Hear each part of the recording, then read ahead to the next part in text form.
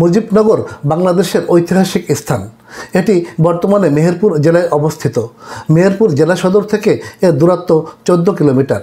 এই মুজিবনগরের আম্রকাননে 1971 সালের 17 এপ্রিল বাংলাদেশের প্রথম অস্থায়ী সরকার গঠিত হয়। শপথ গ্রহণ করেন অস্থায়ী সরকার। পাঠ করা হয় বাংলাদেশের স্বাধীনতার ঘোষণাপত্র, যার কারণে মুজিবনগরকে বাংলাদেশের অস্থায়ী রাজধানী হিসেবে ঘোষণা করা হয়। বর্তমানে মুজিবনগর দর্শনীয় স্থানে রূপ নিয়েছে। সেই ঐতিহাসিক ও দর্শনীয় স্থানটি দেখতে আমরা গিয়েছিলাম মুজিবনগরে। এবারে আমার ভ্রমণের সঙ্গী হয়েছেন ছোট ভাই কালাম গাজী। দর্শক, মুজিবনগরের পুরো ভিডিওটি দেখতে আমাদের সাথেই থাকুন। মেহেরপুরের মুজিবনগর থেকে আমি নয়ন খন্দকার আপনাদেরকে শুভেচ্ছা জানাচ্ছি। দর্শক বন্ধুরা, আজ আমি এসেছি বাংলাদেশের ঐতিহাসিক স্থান মুজিবনগরে, যেখানে অস্থায়ী সরকার গঠন করা হয়েছিল বাংলাদেশের অস্থায়ী রাজধানী। সেই ঐতিহাসিক মুজিবনগর আজ দর্শনীয় স্থানে রূপ নিয়েছে। এখানে 80 একর জায়গা জুড়ে করা হয়েছে মুজিবনগর স্মৃতি কমপ্লেক্স। রয়েছে বঙ্গবন্ধু তরুণ, শেখ হাসিনা মঞ্চ, মুক্তিযুদ্ধ স্মৃতিকেন্দ্র, 23টি কংক্রিটের ত্রিকোণ দেয়ালের সমন্বয়ে উদীয়মান সূর্যের প্রতিকৃতি সহ অনেক কিছু। আজ আমি এই মুজিবনগরের দর্শনীয় স্থানগুলো ঘুরবো এবং আপনাদেরকেও সেগুলো ঘুরে ফিরে দেখাবো। ততক্ষণ আপনারা আমাদের সাথে থাকবেন। দর্শক, যেতে যেতে আপনাদেরকে জানিয়ে দেব মুজিবনগরের ইতিহাস। মুজিবনগরে প্রবেশ করলেই চোখে পড়বে চমৎকার একটি আমবাগান। আম্রকাননটির মালিক ছিলেন কুষ্টিয়ার ভবের পাড়ার জমিদার বৈদ্যনাথ বাবু। বৈদ্যনাথ বাবুর নাম অনুসারেই জায়গাটির নাম করা হয় বৈদ্যনাথ তলা। আমবাগান বা বৈদ্যনাথ তলাতে 1971 সালের 17 এপ্রিল প্রথম অস্থায়ী সরকার গঠিত হয়। সেখানে শপথ গ্রহণ করেন অস্থায়ী সরকার। পাঠ করা হয় বাংলাদেশের স্বাধীনতার ঘোষণাপত্র। পরে প্রধানমন্ত্রী তাজউদ্দিন আহমেদ একটি বিবৃতি পাঠ করেন এবং বৈদ্যনাথ তলার নাম রাখেন মুজিবনগর। দেশ স্বাধীন হলে বঙ্গবন্ধু জায়গাটি সঠিকভাবে সংরক্ষণের নির্দেশ দেন।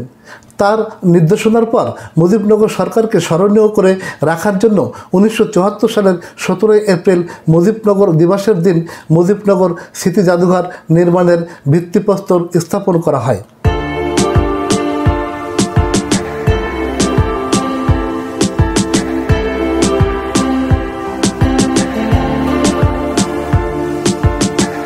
দর্শক, মুজিবনগরের ইতিহাস জানাতে জানাতে আমরা কিন্তু পৌঁছে গিয়েছি ঐতিহাসিক মুজিবনগরে। চলুন ঘুরে ফিরে দেখি পুরো মুজিবনগর কমপ্লেক্সটি।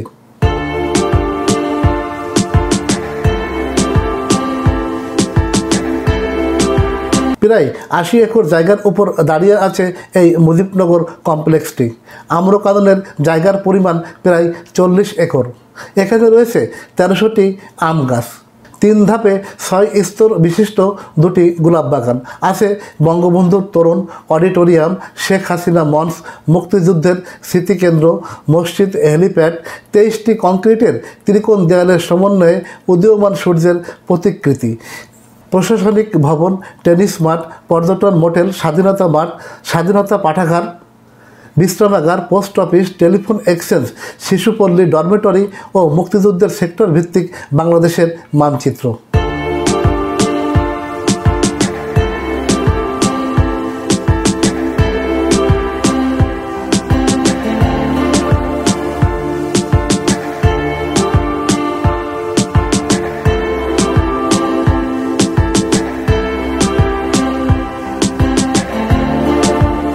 মূলত মুজিবনগর স্মৃতিসৌধ নির্মাণের মূল কাজ শুরু হয় 1987 সালে।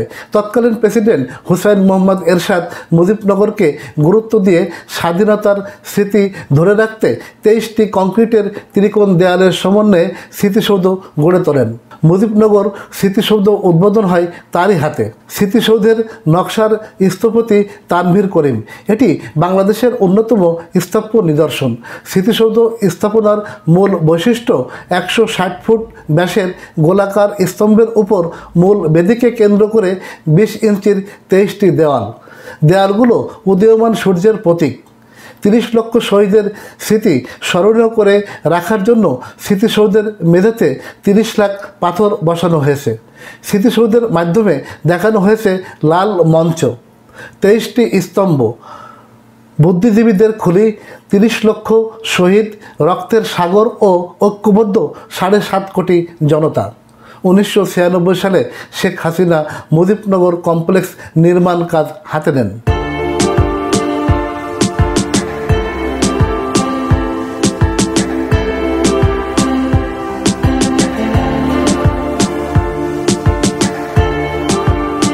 ঐতিহাসিক এই স্থানের আরও তাৎপর্য তুলে ধরার জন্য উক্ত কমপ্লেক্সে একটি মানচিত্রের মাধ্যমে মুক্তিযুদ্ধের বিভিন্ন সেক্টরকে দেখানো হয়েছে। এই কমপ্লেক্সে মুক্তিযুদ্ধের ঘটনাবলীর স্মারক মুরাল স্থাপন করা হয়েছে। মানচিত্রের উত্তর দিকটা উঁচু থেকে ক্রমান্বয়ে দক্ষিণ দিকটা ঢালু করা হয়েছে এবং সমুদ্র তীরবর্তী অঞ্চলকে দেখানো হয়েছে পানির উপর ভাসমান। মুজিবনগর কমপ্লেক্সের মাস্টার প্ল্যান করেছে স্থাপত্য অধিদপ্তর। মানচিত্র ডিজাইন করেছে বুয়েট আর্কিটেক্টদের সংগঠন BRTC।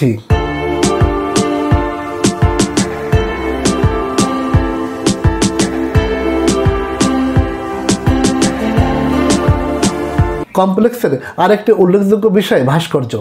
বঙ্গবন্ধুর 7 মার্চের ভাষণ, ঐতিহাসিক তেলিয়াপাড়া সম্মেলন, মুজিবনগর সরকারের শপথ অনুষ্ঠান, পাক বাহিনীর আত্মসমর্পণ, রাজাকার আল বদর আল শামস এর সহযোগিতায় বাঙালি নারী পুরুষের উপর পাক হানাদার বাহিনীর নির্যাতন সহ খেতাবপ্রাপ্ত মুক্তিযোদ্ধাদের ভাস্কর্যের মাধ্যমে তুলে ধরা হয়েছে।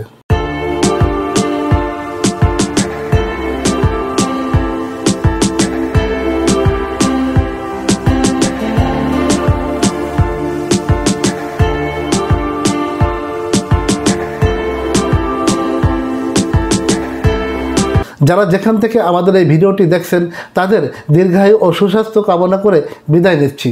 পরবর্তীতে নতুন কোনো এপিসোডে দেখা হবে আপনাদের সাথে।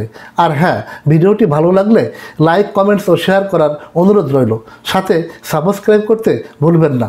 দর্শক, আজ এ পর্যন্তই। আল্লাহ হাফেজ।